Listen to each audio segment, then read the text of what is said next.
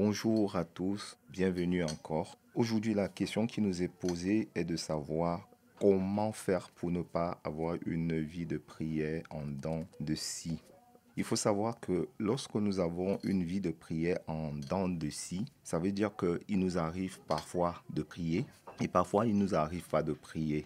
Ou bien encore, il peut nous arriver de prier, mais de faire du vite fait. Du vite fait, c'est-à-dire lorsqu'on est en la présence de Dieu, on ne prend pas le temps de rendre grâce à Dieu. On déclare juste une parole pour aller rapidement vaquer à nos occupations. Lorsque nous avons une vie de prière en dents de scie, ça veut dire que nous sommes attaqués dans nos fondamentaux. Ça veut dire que nous avons un problème de fondamentaux. Les fondamentaux sont la parole de Dieu, la méditation et la prière.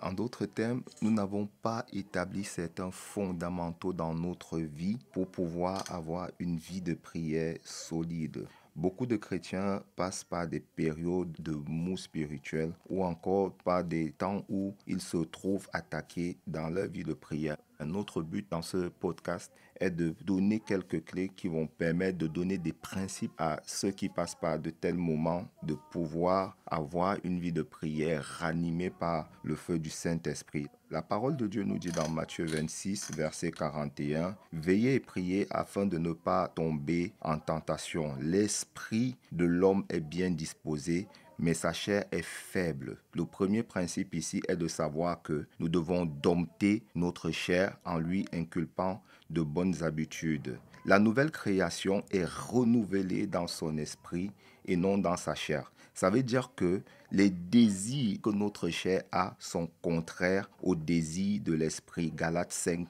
verset 17. Il y a donc une bataille intérieure qui se fait entre notre chair qui n'a pas du tout envie de prier ou qui n'a pas développé des habitudes de prière et notre esprit qui doit connecter avec le Seigneur. Chacun de nous doit donc veiller à gagner cette bataille afin que la prière devienne une habitude quotidienne.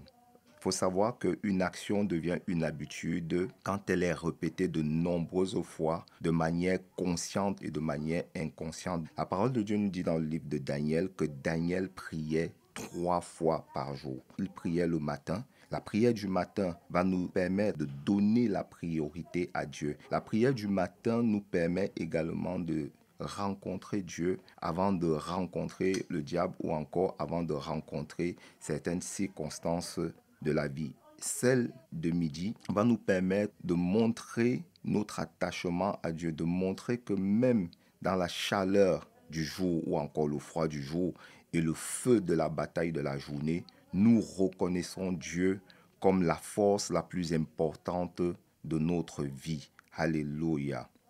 Et celle du soir va nous permettre non seulement d'être reconnaissants vis-à-vis de Dieu, mais également de nous attaquer aux forces des ténèbres de manière différente.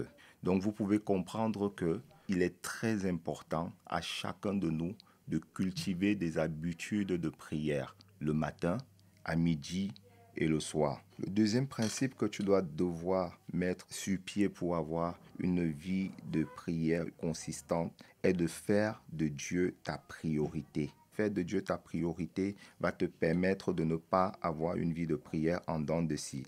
La parole de Dieu nous dit dans Matthieu 6, du verset 33 au verset 34, de chercher premièrement le royaume de Dieu et sa justice, et que tout nous sera donné par-dessus. Toute chose nous sera donnée par-dessus. Ce verset également nous montre quelque chose d'important. Ce verset nous montre quelque chose d'important. Ce passage nous montre qu'il y a d'une part le royaume et la justice de Dieu, et d'autre part les choses. Quelles sont ces choses qui t'empêchent aujourd'hui d'avoir une vie de prière consistante? Ma prière ce matin ou bien encore en cette journée est que tu sois libéré de toute forme de distraction qui t'empêche d'avoir une vie de prière constante. Je ne sais pas quelles sont ces distractions, je ne sais pas si ce sont les réseaux sociaux, je ne sais pas si c'est une vie très active sur le plan séculier, mais ma prière ce matin, c'est que tu fasses de Dieu ta priorité dans le nom puissant de Jésus-Christ. Le troisième principe, et c'est un principe que tu vas devoir appliquer dans tes prières, est de demander à Dieu dans tes prières que ton amour pour Dieu augmente. Il faut que tu demandes à Dieu que ton amour augmente parce que plus tu vas aimer Dieu, plus tu auras également envie de prier. Et tu dois également dans ta prière demander à Dieu de te rendre conscient de son amour, de la croix et de la sélection divine. En fait, la parole de Dieu nous dit que Dieu nous connaissait. Il a dit à Jérémie, je te connaissais et je t'avais choisi, je t'avais établi prophète des nations. Plus tu aimes Dieu, plus tu auras envie de communiquer avec Dieu.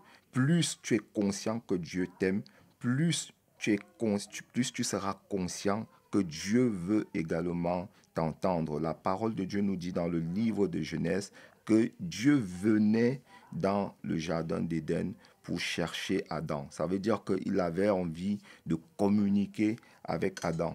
Moi, je veux te poser une question en cette journée. Imagine une seconde, un instant, que Dieu ait envie de parler avec toi, que Dieu a envie de communiquer avec toi, mais qu'il arrive dans le lieu secret, dans ton lieu de prière, et qu'il te cherche, qu'il ne te trouve pas. Tu dois être conscient que chaque fois que tu ne respectes pas tes horaires de prière, chaque fois que tu ne pries pas, c'est des rendez-vous manqués que tu donnes à Dieu. Et je prie que cela ne soit plus ton partage dans le nom puissant de Jésus-Christ. Le quatrième principe que dont tu vas être conscient, est que la prière est importante. Quelqu'un a dit un jour qu'il est important de savoir prier que d'avoir un diplôme universitaire. Il y a beaucoup de choses importantes dans la vie. Une bonne éducation est importante. Avoir de l'argent est important. Un bon mariage est important. Mais une bonne vie de prière est encore plus importante. Dieu n'est pas la roue de secours. Ça, c'est quelque chose que tu dois savoir. Dieu n'est pas ta roue de secours que tu vas juste utiliser au moment où tu en as besoin. Une roue de secours, comme vous le savez bien, une roue de secours, c'est quelque chose qu'on n'utilise pas et dont on s'en sert uniquement en cas d'urgence. Dieu n'est pas une roue de secours. Tu dois te l'imprégner et tu dois prendre conscience que la prière est importante. Le cinquième principe que vous devez appliquer est de demander à Dieu de vous accorder la grâce, la capacité par le Saint-Esprit de gérer le temps et les circonstances. La Bible dit que Dieu est le maître des temps et des circonstances. Ça veut dire qu'il peut vous arriver dans votre quotidien d'avoir des activités qui vous empêchent d'avoir les mêmes horaires de prière que d'habitude. Un exemple, dans ma famille, nous avons des temps avec ma famille qui est en Afrique centrale, nous avons des temps de prière qui vont de 5 heures du matin jusqu'à 5h30 ou voire 5h40. Et pendant ces temps, en fonction qu'on soit en hiver ou en été, ces horaires peuvent changer de mon côté. C'est-à-dire que moi, je dois m'adapter aux horaires de la majorité, mais en ayant mes temps de prière personnels. Ce qui fait que si, par exemple, mes temps de prière, c'était à 5 heures du matin, je vais me lever plus tôt. Mes temps de prière personnels vont, par exemple, être de 4 heures jusqu'à 5 heures du matin en hiver.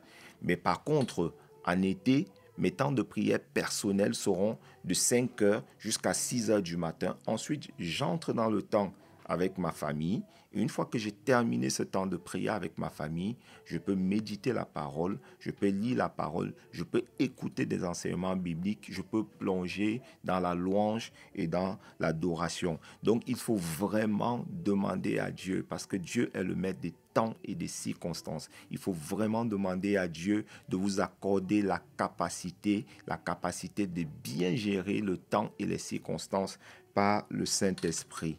Le sixième principe que nous allons devoir mettre rapidement sur pied est de baigner constamment dans la louange et l'adoration pour garder une atmosphère divine et de prier en langue constamment.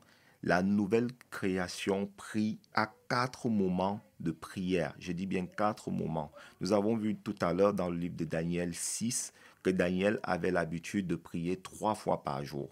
Mais la nouvelle création, quant à elle, a 4 moments importants de prière. Le premier moment, c'est le matin. Le deuxième moment, c'est à midi ou encore pour certains l'après-midi. Le troisième moment, c'est le soir. Et le quatrième moment, c'est en tout temps. Parce que la parole de Dieu nous dit dans le livre de 1 Thessaloniciens 5, verset 17, priez sans cesse. La louange et l'adoration ainsi que le parler en langue constituent d'excellents instruments qui nous permettent de prier en tout temps et de garder une atmosphère divine. Ma prière pour toi qui es encore dans la musique du monde, toi qui n'as pas encore adopté une atmosphère divine dans ta maison, est que tu prennes tes CD, tous tes enregistrements de musique du monde, que tu les jettes et que tu les remplaces par la louange et l'adoration, afin qu'une atmosphère divine soit constamment dans ta maison, mais aussi que le Seigneur te baptise d'esprit et que tu puisses parler en langue en tout temps dans le nom puissant de Jésus-Christ. Le septième principe que tu dois appliquer est la reconnaissance. Oui,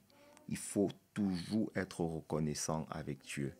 Tu sais très bien d'où Dieu t'a tiré. Tu connais comment était ta vie lorsque tu n'étais pas en Christ.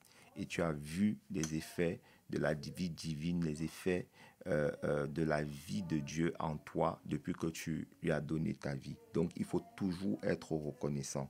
La reconnaissance te donnera toujours le désir d'aller au pied du Maître. La parole de Dieu dit également, soyez toujours reconnaissant. Donc ma prière pour toi est que tu cultives l'habitude de la reconnaissance vis-à-vis de Dieu dans le nom puissant de Jésus-Christ. Le huitième principe que tu dois appliquer est de porter, de chercher les fardeaux de Dieu pour en faire des points de prière. Recherche les fardeaux de Dieu et fais-en des points de prière. La parole de Dieu dit de prier pour la ville dans laquelle le Seigneur t'a établi. La parole de Dieu dit également de prier pour les saints. Ça veut dire que tu dois prendre le temps de chercher les fardeaux de Dieu et d'en faire des points de prière. Beaucoup de gens ont une vie de prière en dents de scie parce qu'ils ne savent pas ce qu'il convient, ce qu'ils doivent demander à Dieu. Ils ne savent pas ce qu'ils doivent déposer sur l'autel de Dieu. Mais ce matin, en cette journée, ma prière encore pour toi, c'est que tu recherches les fardeaux de Dieu et que tu les portes en prière. Je recherche les fardeaux de Dieu, porte-les en prière. Prie pour des frères. N'hésite pas à prier pour des frères lorsqu'ils passent par des challenges. N'hésite pas à prier pour ton église. N'hésite pas à prier pour ton quartier. N'hésite pas à prier pour la nation dans laquelle tu es. La parole de Dieu dit que une ville s'élève par la bénédiction des hommes justes. Tu dois donc exercer ta sacrificature, la sacrificature en portant les fardeaux de Dieu dans la prière. Amen. Enfin, le neuvième principe est d'activer en toi la conscience que la prière est une source de puissance et de protection. Beaucoup de choses peuvent se passer en 24 heures. Mais sache que lorsque tu as une vie de prière enrichie, une vie de prière constante, une vie de prière régulière, tu montres également que Dieu est ta source de puissance et il est ta source de protection. Lorsque cette conscience est activée en toi, tu ne peux pas sortir de chez toi sans prier. Et ma prière, c'est en cette journée, est que là où tu te trouves, que l'esprit de prière te localise, que l'amour de Dieu augmente dans ton cœur, que la conscience d'avoir une vie de prière régulière soit activée en toi. Je prie que tu sois délivré de la paresse spirituelle qui t'empêche d'être en communion avec Dieu. Dans le nom puissant de Jésus-Christ. Amen, amen,